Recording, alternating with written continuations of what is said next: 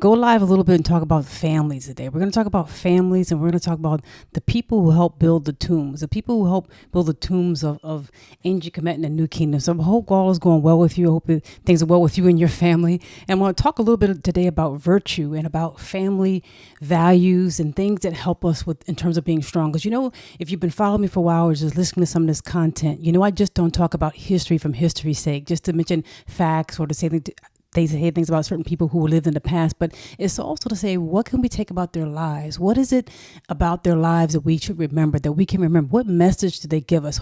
How can we take some of these values and virtues and lessons that they have and they live in their life to teach us today, to help us today? That's what it's all about. So today we're going to be talking about the family, and we're going to be talking about this man, Khonsu. We're going to be talking about his family and their role in the whole kingdom of Kemet with respect to the New Kingdom and significant things that they did. So we're going to jump into that, and within the context of that, we're going to talk about family values as well and virtue. So I very much appreciate that. So I wanted to kind of jump in, and I want to say thank you to those who've been purchasing my book, Religion of the Black Land, and looking on Amazon, and see a link within the description here. You'll see a link how to get to my books on Amazon. I very much appreciate that. And to those who've been joining and as part of the membership, I very much appreciate it. I'll be getting resources and probably a resource on this man very soon. And I'll let you know in our member tab and our community tab when that resource is available. But there are already things very up that you can look at in terms of courses and books that you can download. So I want to thank those of you who are members. I very much appreciate that.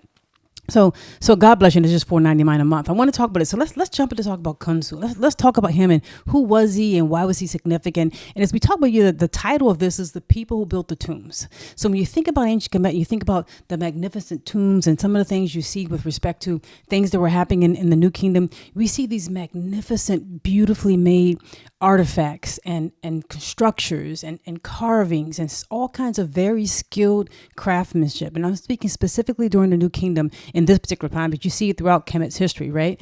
And when you think about it, you think of Tutankhamen, think about King Tutankhamen, King Tut, as people like to call him. Think about his artistry and think about all the thousands. There's some 5,000 pieces that were found in his tomb alone, right? So we're not even talking about him and all the other kings and queens that were buried in what we call the Valley of the Kings or what we call the Valley of the Queens. There were people who did that. Just thinking of what was made for him, think about all the other people there. There were people who actually made that. And this gentleman, Khonsu and his family, were among the people who built the tombs and created those magnificent things that last for thousands of years. So if you can just put in your mind things like the tombs that are there in the Valley of the Kings and the Valley of the Queens. You think of, even when you go back and think about King Seti and his temple that's in Abydos or Abju, and you think about all the building things that Ramses II did, and even the ancient, pyramids long before there were Khufu and Khafre, and that you see very skilled people, but we never talk about who they are. We never show their faces, right? So I want to show their faces today, and I want to talk about specifically about the family. We never talk about these skilled men and women and how their work has gone on in history and has lasted for thousands of years. So as we think about that, I want to kind of set the time frame for you as we think about what period of time we talk about today. So today when we talk about Khonsu and we talk about the Valley of the Kings, the Valley of the Queens, and this whole place right here, this village that we're going to talk about, it's going to be set in the New Kingdom. And so as I can give you kind of a little bit of a peek at that, the New Kingdom, you'll see the New Kingdom starting from around 1550 BC to about 1070 BC. So this is the period of time of the New Kingdom. And almost the first was there. And this is the period of time we have the very famous 18th dynasty. You have almost the first and Hatshepsut and Thutmose III and Tutankhamen, as I mentioned. You have Akhenaten. You have as I mentioned, all these people there. Ramses II is a part of this. Seti is a part of this. There are very, very many famous, almost household names, if you will, in terms of ancient Kemetic kingships and rulerships in this New Kingdom. And they built magnificent temples and they have magnificent tombs.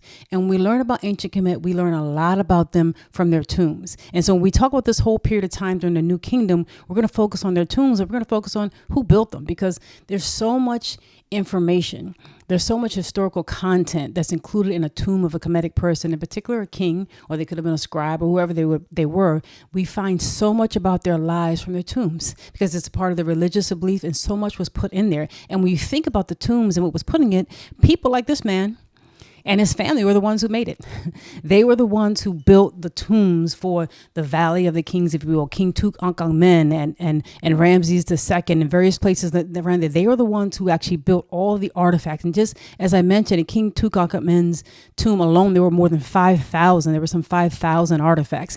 People who did that, who made that. So as we think about that, Khonsu, I want to share with you, because this particular, not only do they have tombs that they built for royalty, but they built tombs for themselves. They were very skilled in what they did, and their artwork, their craftsmanship has lasted, as I mentioned, for thousands of years. So there's literally a place, and I'll kind of check so much. Thank you so much. God bless you. Thank you so much, Extra Money. I do appreciate it. God bless you. Thank you for giving the flowers. I do appreciate that. Give flowers to people while you can, right? That's what you do. That's what we're supposed to do. So we think about that, and we start thinking about there was actually a place, a village in ancient Kemet, and we'll kind of give you some perspective, and we'll see a perspective here because this woman right here is Khonsu's mother. So as we look at Khonsu, we're going to take also a look at his mother. This is his mother right here, Iineferty. But when you look right here, we're going to kind of remove her and take a look at this village here. This is literally the village. Today it's called Deir el-Medina, but it was called Set-Maat. It's the place of truth. So the people who did the work in this village and did the work in the Valley of the Kings, if you will, that the great place, if you will, they were living in a special carved out valley themselves. They were living in this place right here. And I'll kind of give you a better picture of it. You can see remains of their houses and how it was structured. They live in a village, and their village was basically called the place of truth. And if you were a worker in this village, you were called a servant in the place of truth. And what kind of workmen and workwomen were there? You had craftsmen. You had people who were draftsmen who drew out the sketches for what the pictures and the various art scenes would look like. So take a scene like this. Before this scene would be drawn on the wall, just looking at something like this, because this is an example of a tomb from that area, from that era. Before the scene would be drawn on a wall, you would have someone sketch it out, right? So somebody had to first basically carve it out. So it had to be carved out, but it had to be sketched first. It would be sketched on a grid. They would have almost like latitudinal and longitudinal lines, if you will, horizontal and vertical lines, where they would sketch out the drawing of what this drawing was supposed to look like and where the writing was supposed to go and what it was supposed to say. So this drawing of Anubis, where you can see his skin, you can see his skin color, you can see all that. This drawing of Anubis would have been etched out. So a draftsman would have done that. So imagine somebody who's specific is in draftsmanship, and we might think of that in terms of architecture or people who lay out certain things. You would have a draftsman lay out the specific artwork. You would have people literally go and quarry and get the rocks. So if you were going to make a sculpture that was going to be included in the king's tomb or queen's tomb, you would have the people who had to go get the rocks. They had to go find the resources, the stone, the precious stone, and bring it back to this area in ancient Kemet, which is near Auset, today's Thebes, if you will, in order to carve it, right? So it had to be first, quarried, if you will. And they had a whole complex, as I mentioned, as I'm showing you a picture of here. They had a whole complex where the people who did all this work, where they lived. And the interesting thing about it, when you start looking, they're living there with their families. So this is not, Khonsu didn't live in this place, and his dad was here as well. Khonsu didn't live in this place by himself. These were actually homes where the families would live together. And it's so interesting to me because they lived and died together.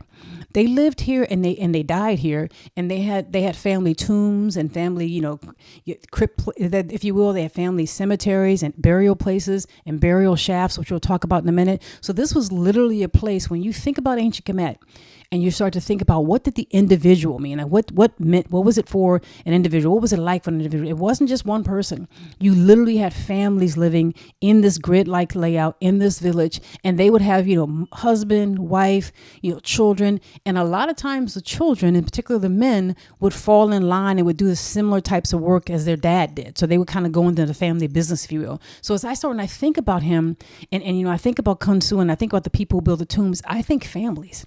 Because a lot of times, in particular in this valley of the kings, if you will, in this Set-Maat, in this special place, this place of truth, they had families who were workers. They had families who worked together. So you would have here, like I said, this is the son and his mom, and you would have here, as I said, this village that was there, and this is where they lived. You can kind of see it's a grid layout. And you can get a feel for where they were living and what their homes might have been like. And this is, lasting for 3,000 years. We're talking about the New Kingdom being about 1550 BC. The establishment of this village took place right at the beginning of the New Kingdom. So right there around 1550 BC. And we kind of touched on the other day, Iineferty and her son Amenhotep. They were worshipped. They were literally venerated for hundreds of years, maybe even 1,000 years, some folks say, but for hundreds of years, for a long period of time after the death. Iineferty, and who's a queen, you see there on the right, and her son at the bottom, Amenhotep the first. Her husband was Ahmose the first, who was the founder of the New Kingdom.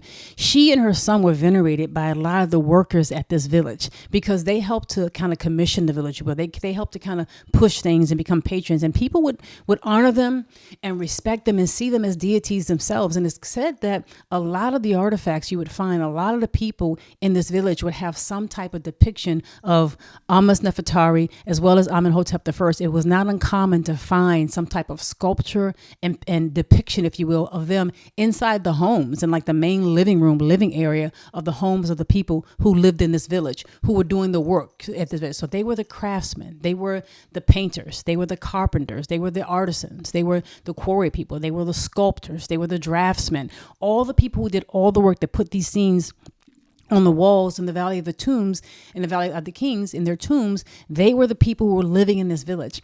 And they were the people, some of the people who remembered Amenhotep as well as Amenhotep the first, her son.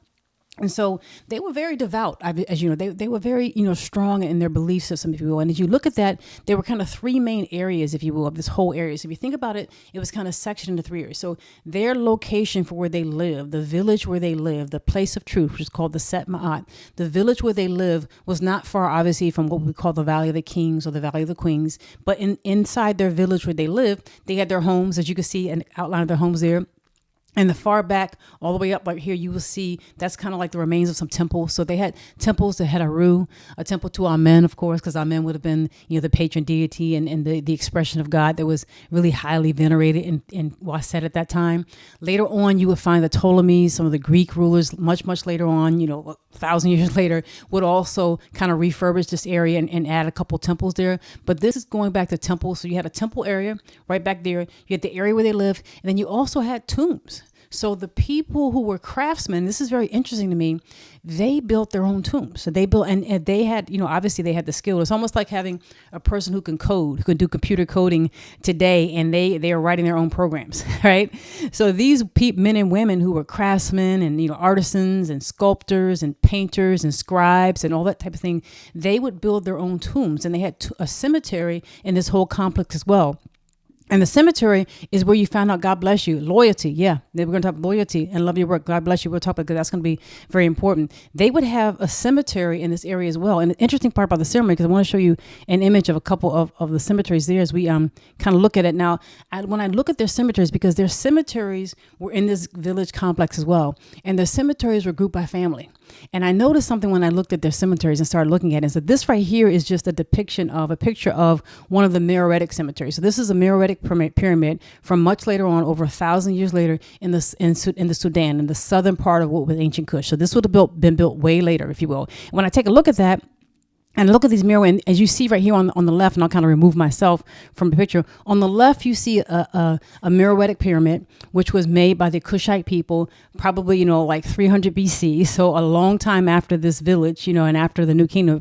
So it was made apart at the Meroitic time of the Kushite kingdom. So it was made at that time, a while after this. On the right, you see an actual pyramid, an actual tomb from this village during the New Kingdom. And when I look at it, because it's very rare, you don't always see these very steep-sided pyramids, right? And the only time I've seen them that I've seen them was at, Meroe, what you see on the left-hand side of the screen.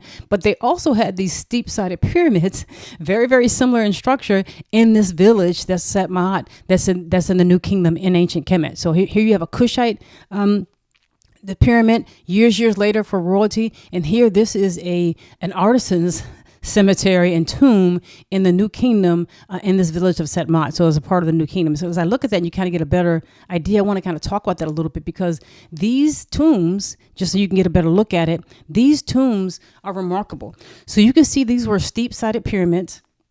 And you had a little chapel. So you can walk in through that door right in front of the pyramid, and you may have a little chapel there. And in that chapel, you would have a place where you would honor people. You would honor the people who were buried there. And in a similar type of way, you have Khonsu and his family would be in a temple like this, in a burial chamber like this, with a temple dedicated to him. So he had a temple and a chapel where people would go and remember him and bring food and honor and say his name. So that was obviously above ground. So you would notice that being above ground when you walk into like the pyramid area. And then down somewhere, either right underneath the pyramid or right near the pyramid, you see a shaft. And so just imagine that little square place. You see a shaft that cuts way down into the rock. It goes way down to the rock. So look at kind of the center there. And it goes way down to the rock. And that would go down into what would be a burial chamber. And inside that burial chamber, you would have a whole family buried together. And when I think about that, it's remarkable, because one of his tomb and his father's tomb, because it's not just his tomb, it's really his dad's tomb, right? It was found, and you had several mummies there of the same family. And so you would have a burial chamber, and you would have a dad and his wife and the mom, right? And you would have their children, and maybe their children with their children's husbands and wives there. And you would have like several generations buried together in the same burial chamber. And as I think about that as beautiful. I think about that from a family standpoint. What was it like for this family to stay together? What was it like for this family to eat together, to live together, to be buried together, to be able to keep their skills and their craftsmanship up and pertinent year after year after year, because they probably lived during the time of Ramses II and the dad during the father Seti I. But what did it take for this family to be together, to be holy, to keep their skills up, to have the family business go on, to be prosperous year after year, generation after generation? So you would see a tomb like this where there was a burial chamber, and our brother here, Khonsu. So you would have Khonsu, and not only Khonsu, you have Khonsu and his family. And so in his family, they were buried in this chamber. There was a number of them. This is his mother, and this is his mother's mummy board. And you found that in this temple, because I want to kind of read the names of the people who were buried in this tomb with him, his family members, right? So just as we kind of jump on that, we'll kind of pull their names out so we can kind of see them. So Sennedjem was the dad. So this was his father. This was Khonsu's father. His name was Sennedjem. Really, the entire, that would have been her husband there. The entire tomb was kind of kicked off with Sennedjem, Khonsu's dad. And Iineferty was right here. This would have been the woman who was part of his mom. She was also buried in the tomb with Khonsu. And then you would also have Khonsu. He was buried there, as well as his wife, Temet. She was also buried there. So you have Khonsu, his wife, Sennedjem, and his wife, and you have two generations there. And then you also would have, as I kind of look at it, you have his younger brother, Ramses, who was also there, who was Khonsu's younger brother. You also had at least 4 other people who were named, and an additional 11 other people. So you had well more than 15 or 19 people buried in this chamber. And this was a family chamber. So in addition to them, the people I named, there were 11 other people who were unnamed, who were all buried together in this tomb, in ancient Kemet, in this valley, if you will, in this whole area. That was a valley of, as we kind of talk about this whole area, they were buried there. So as we talk about that, it becomes significant, because here I find a whole family kind of living together, being buried together, having this whole connection where you have mother and father, and you have a whole rack of children, and the men going into the same business as the dad was in, and them being buried together with their wives and their family, and probably grandchildren for generations after that, buried in this same tomb. And as I think about that in the area where this whole place was, and the area where they lived, and the things that they went through, what was that like? How were they able to do that? How was Khonsu and his family able to keep up a whole family in with respect to it being intact, with respect to there being virtues there, with respect to them understanding what their religion was, what their beliefs were? How were they able to keep this thing? How was Sennedjem, his dad, able to make this move forward generation after generation? And that's what I want to talk about in the next part of this, in the second half view of this, the whole idea of virtue. The whole idea of family virtue. And I've asked the question in the chat there, what in your opinion is the most important family virtue? And I want to thank you for some of you put on there. So I'm just very interesting. Thank you so much. Loyalty, right? Love your work. We'd love to. Okay, we'll have to talk there a little bit. So let's talk. So much Hedje vibes. Let's talk a little bit. That's great. Loyalty is a very good point. Like a temple in my land. Okay. That whole idea of building a temple and think about that, and thinking about, the geometric structures, as you mentioned, and there you go. And it's in this abode to much. Okay. That whole idea of loyalty. So thank you so much, Keith. And thank you so much for Hedje vibes. I appreciate that. And Extra Money and Nicholas Noah. Thank you so much. God bless you. So as we think about it, I start to think about, because I was looking at the other day, and you guys can tell me what your thoughts about it. I started to think about virtue and family virtue. And I was looking at the other day because they had the game on, the football game. And I was looking at Colorado volleyball play and the kids on the football team, Deion Sanders, the whole football team. And I was looking and I was thinking that, they have a whole lot of talent. They have a great football team. But some of the times I look at some of the younger people who are playing. Sometimes I look at younger people, and this is not just Colorado, the football team. It's also in professionals as well. There's some people who have yet to manifest the understanding of what abilities come with humility.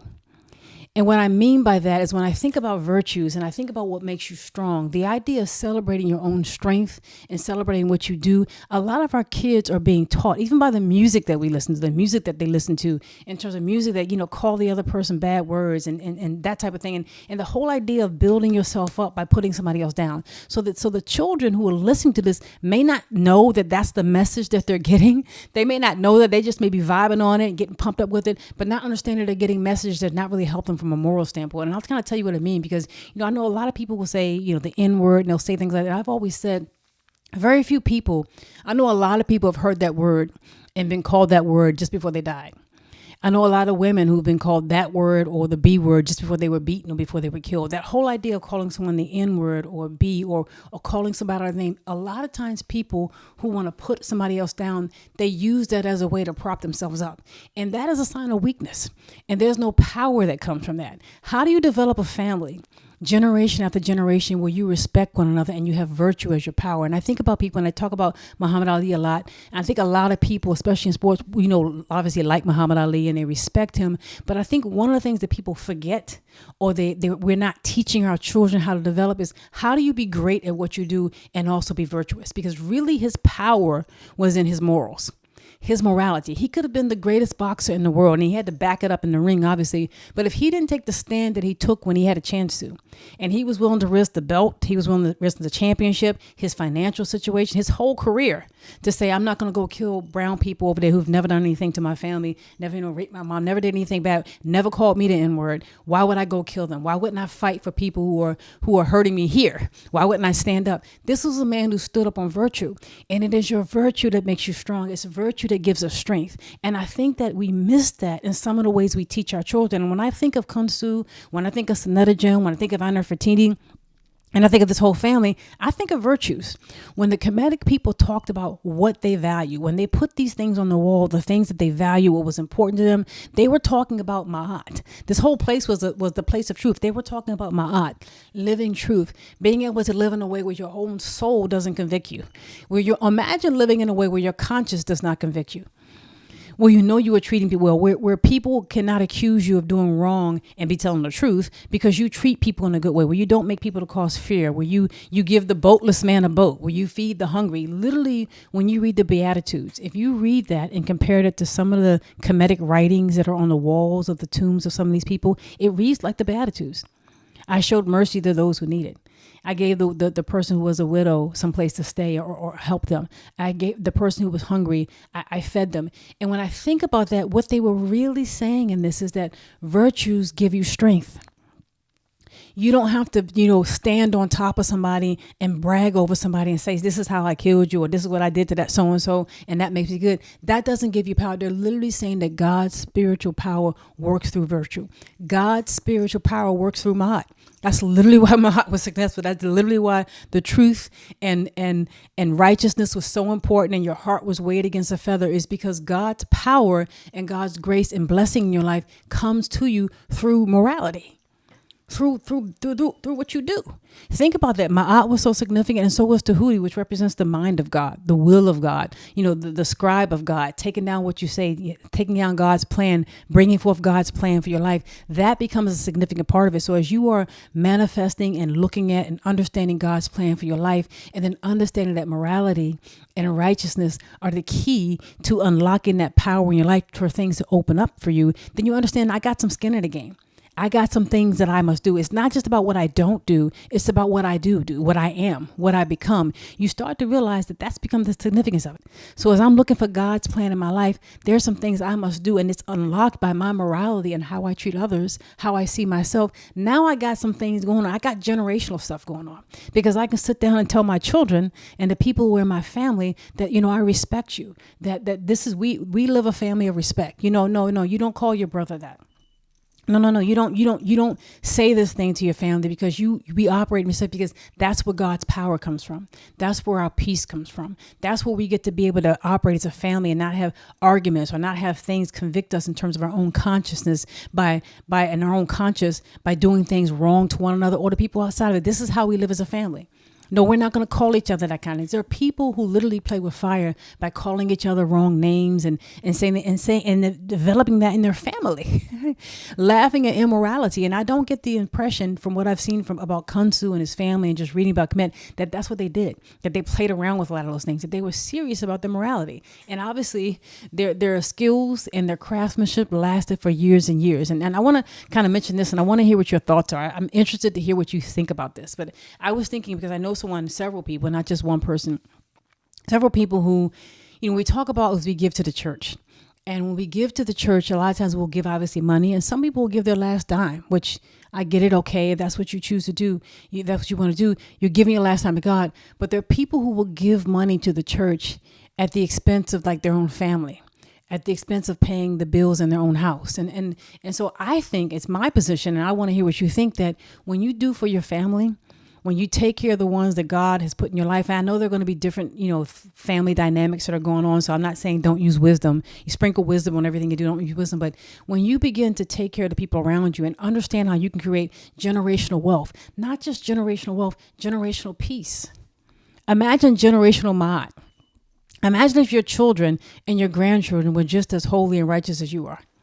Took it seriously, not to lie and not to hurt people. Took that whole, this is how I'm going to stand. This is how I'm going to be a man. This is how I'm going to be a woman. If they took that whole thing just as serious as you did and pushed your family forward so that your grandchildren were good. Think that. So that whole idea, I believe that if you give to your family, it's not a sin. And if you only have but so much money and you gave that money, you helped your family as opposed to giving it to the church, giving it to your tithes, that you're not sinning, that is a way to give back to God. Giving to your family is like tithing to God. Now, I know there are a lot of people who will not say that. And I think that that's a challenge. I've known people who've been in church and they've given their money and they couldn't pay their light bill. They literally could not pay their light bill, but they gave the money to church. They couldn't pay. And I was thinking, how is that helping your family? Like, how is this okay? How is it that this person is going home in the dark? And they don't have a refrigerator. Their children need to eat. Like, how is this okay? I know there are people who were catching the bus because you didn't have transportation to get to church. They would catch the bus to church and giving their last dime to church. And the person leading the church was driving away in a Beamer or BMW or Mercedes. How is that helping? Now, I'm not saying the pastor doesn't deserve, like, whatever, you can have it, but how is it that why can't you drive a Ford or a Honda and have a fund for the church so that people who are giving to the church can have enough money to pay their light bill if they're giving? And we know that they're giving, people that you know in need, people that you know are having a difficult time even. And so I think that whole idea of tithing to your family is a way of giving to God. And I think that when I think about Khonsu, when I think about his family, when I think about, where they lived and what they went through and the whole, 9 yards of the people in his family, I think about that whole idea of giving to your family is like tithing to God. I can't see how that's wrong. So I'd love to hear what your thoughts are about that. If you guys agree or don't agree, we need leaders who think like this, right? The whole world should change. Yeah, you're right. If we did this, the whole world would change. The mud brick structure would be less than $5,000. Okay. Yeah, that would be expensive, but their homes also were made out of mud brick. They had some mud brick to their homes as well. And so I think you're right. If we had leaders who would think about, how we benefit the family. So, and a lot of times I want to say this as we kind of think about this and wrap up a little bit. A lot of times people will say that, you can't change the world. I never believe that. There's a part in the Bible that says that, nothing is impossible with God. With God, all things are possible. And there's no disclaimers. There's no but. With God, anything is possible. So I don't put in my mind a limitation. I remove that anything is possible, right? And the whole idea, can you change the world? Can one person change the world? I mean, people probably said that. I'm sure somebody said that probably to Martin Luther King, that you can't do anything. Will your life even matter, right? And he gave his life and it matters. Some people might have said that to Harriet Tubman or Rosa Parks or Sojourner Truth, or definitely Frederick Douglass. What are you going to do? And when you think about your influence in your family, everybody can influence your family. Almost anybody. If you're just living in life for a period of time, you're going to have somebody in particular close to you who's going to look up to you. And the best way you teach them is through your actions, is what you do. I used to have an aunt who used to say, do as I say, not as I do. And she was an older aunt, so you really could not question her on that, because if I said, but that's not the right, I couldn't say that. I wouldn't have been able to say that. But she used to always say, do as I say, not as I do. But imagine what if we are, but when you teach children, they're going to do as you do.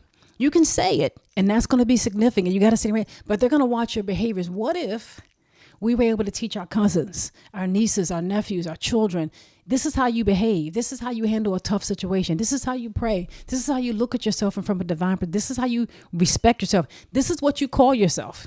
And don't you let nobody call you anything out of it. Imagine we told our young men that, and our young girls, our young women, you don't let anybody call you, because you are a divine aspect. You are a divine reflection of God. And if anybody who calls themselves your friend or somebody who wants to date you calls you outside of what you are, you don't interact with that person. Because if you accept that, you're going to accept that behavior that's going to treat you something less than divine. They're going to treat you less than what you are if you allow them to speak to you in that way. It's coming. Right? Remember, we teach our daughters that. Teach our children that. So the first time she says to you, young man, the first time she says to you, you or something and cuss at you, you need to say, ho, ho, ho, this is not what I want. This is not what I want for me. This is not what I want for my family. This is not what I want for my children, right? If you're the mother of my children, the first time he says to you and calls you this, you got, this is not who I am. We're not seeing eye to eye, because I see you as a reflection of God. And right now you're not acting like that, and you're treating me in a way that I'm not going to be. No. There's no marriage here. There's no commitment here. There's no relationship here when you call me outside of my name, less than who I am and what I am. Imagine that, because you just end up going in a situation where if that person disrespects you and doesn't see you as the divine reflection of God, then they're going to treat you like that in front of the children. The children are going to see that. And they're going to treat you like that in front of your daughter, in front of your son. And it's going to be a generational thing that keeps going on and on, right? Instead of stopping that in the bud and saying, when somebody acts in a way or treats me in a way that is not divine, does not reflect who I am, I'm not going to go further with this person. I'm not going to go further in terms of friendship or relation. I'm certainly not going to have children with them. I'm not going to, connect all my finances with them and move in with them. That's not happening. How do you create a healthy family? So literally when I look at this man, I just see and imagine a healthy family. I see and imagine family. I see and think about him, and his mom, and not just him, but just his mom and his dad and the whole family that was there. I see a whole family that lived generation after generation and was somehow able to make things work. I see the reflection of virtue. I see the reflection of what we can be, and we don't have to assume just because other people can't do it or they haven't been doing that it can't be done. Or it has never been done, right? I think it's James Baldwin who's credited with saying, people who say the impossible cannot be done are always interrupted by somebody doing it, right? We cannot assume because somebody says it can't be done that it's not possible or that has never been done. And when I see this young man, I think about family and I think about virtue and I think about the whole idea of using ma'at, right? So that we can be specific to teach our children that there's strength in virtue. You imagine if you went out to play football and instead of like putting down and calling the other person the N-word, because I see it all the time. I've seen it on basketball courts. So they make a shot, they call the other person the N-word. They talk about murdering them. They say all kinds of things on the court. Like, what is that about? What is that about? And a lot of times those children don't make it to where they need to be. They're not giving themselves the strength. Imagine if we told them there's strength in virtue. This is why you become strong, son. This is why you practice virtue. This is why we practice ma'at. Right? This is why we're practicing truth and justice, because this is how the power of God manifests in your life. You don't need to be just successful on the court. You don't need to be just successful in this one game or to score 30 points in the game. You need to be successful in life.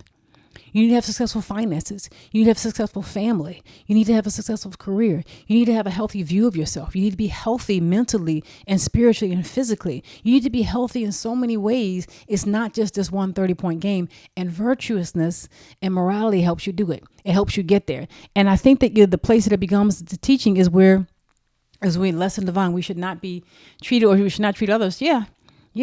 I think that's very important. We can't treat other people and we can't allow it, because it's a two-way street. This whole divinity, this whole ma'at thing is a balance. There's two parts of the scale, right? It's a two-way street. You cannot let anybody treat you that way, and you can't treat anybody that way yourself. You can't see anybody as being not divine. If they're acting out, you be smart, you be wise. You don't let them treat you in a certain way, but you see that God can manifest in anything.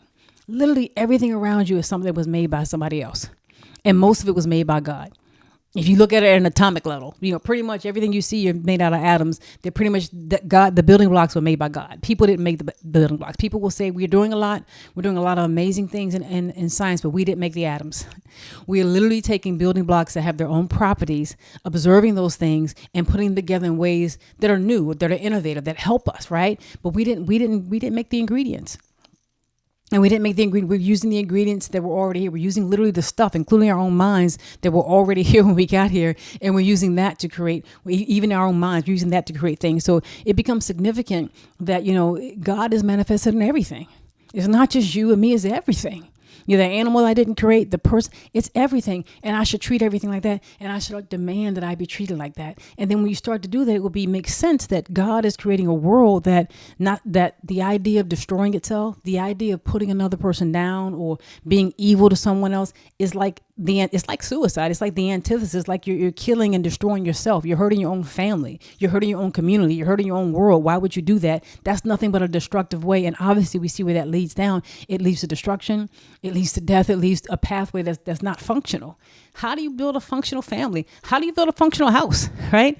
When we think about the places that they build and the places that they build in here, how do you build a house that's functioning? When you think about the structures that they build in the magnificent thing, how do you build something that lasts for tens of thousands of years, for thousands? How do you build it? You build it on a solid foundation, and morality becomes that foundation. So when I look at him, I see that. And so we'll talk more. And I hope as we begin to talk about the importance of the family, we understand that it is a unit. It is a place within which we could all have an impact.